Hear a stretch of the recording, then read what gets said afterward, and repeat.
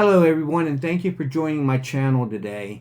Today I had to put this video out because I was watching through some of my video feeds and this officer did such an egregious error, very bad tactical decision that could have cost himself or his partner their lives. And I'm hoping that some officers who might not have the training or even do have training, that they think about this video next time before they might put themselves in the same type of situation. So let me set the scenario of what happened here. There was a call that came out that two people were fighting at the mall, and that at least one of them is armed with a handgun. So the officers responding, the first officer did a very good job. He parked several car lengths away from the area, which allowed him enough time to get to the back of his vehicle and deploy his AR-15 style rifle.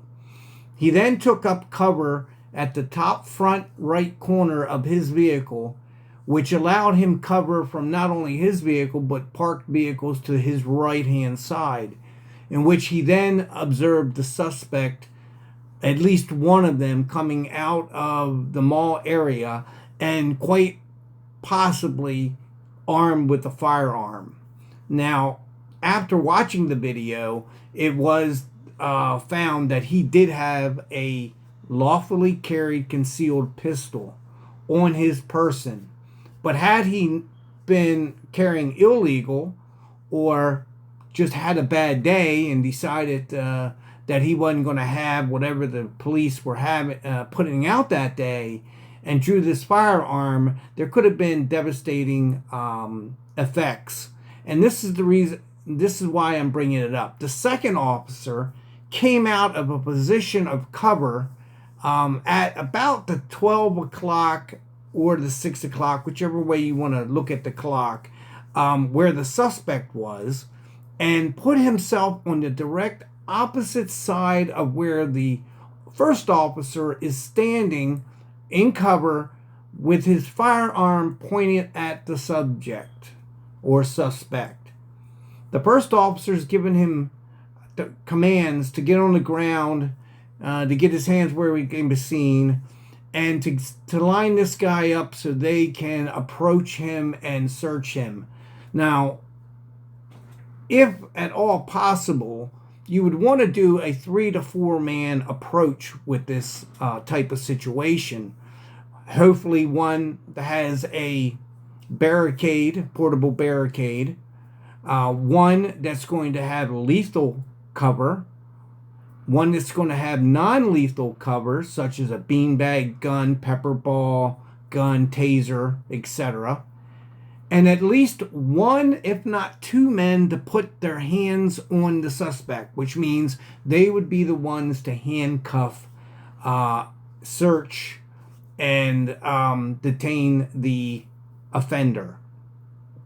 Now, the second officer, when he came out and put himself in direct opposite side of the other officer, had this suspect decided to pull his firearm, the other officer would have had no choice but to fire upon him. If he missed the suspect, whatever you want to call him, he could have quite easily hit his partner or the other officer. I'm not sure if they're in the same department or not. He was only called an undercover officer.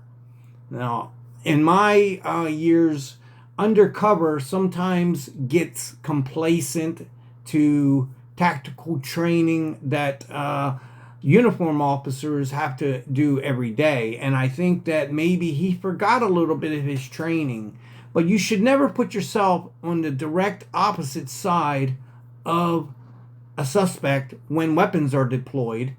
You want to be more at like an L-shaped ambush or an L-shaped position, which means one officer would be at the 12 o'clock or 6 o'clock position.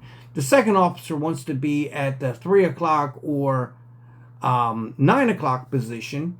That way, there's no chance of them hitting each other with direct or indirect fire that possibly misses where they are intending to shoot.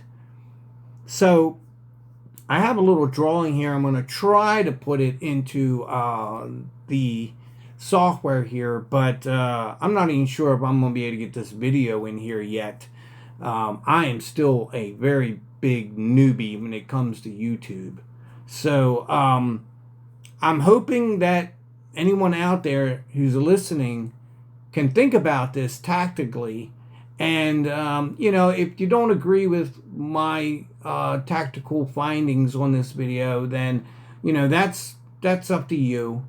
I worked in a department that was in the third most dangerous cities in the country at the time, and arguably the worst district in that city.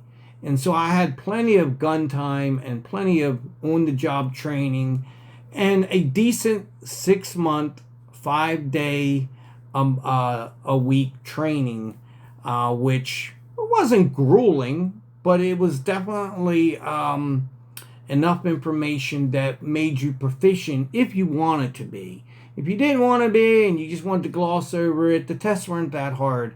But when you're talking about your life or the possibility of another officer's life, or even a suspect or citizens that are just in the area, and you want to take that seriously, you can get that information and the benefit from the training. But if you don't really care and you just want to go there and get a paycheck, then this type of training or experience that I'm trying to impart here to you guys isn't very beneficial to people who don't really care.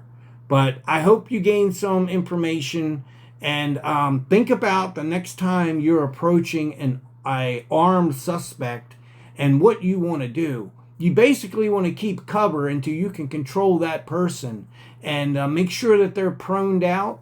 You can see their hands, and then you want to try to bring as many people to the fight as you can to make sure he is not capable of doing something. I would have hated to have seen him pull his firearm if he was a criminal, or just, for whatever reason decided he wasn't going to have it that day, and have that officer either fire upon him and miss and possibly hit the other officer, or because he sees the other officer doesn't fire and maybe gets hit by the other officer who might be firing, or the suspect who obviously sees the first officer, and it could have been a very bad situation. And I think the second officer tactically did something that was should not have happened, and hopefully he and others can learn from this mistake. I want to thank you very much if you've gotten to the end of this reaction video, and I want all law enforcement officers to stay safe, go to work, and come home to your families, and especially with the holidays coming. So thank you very much for listening and watching this video, and have a great holiday, and I will see you on my next YouTube video. Thank you, guys.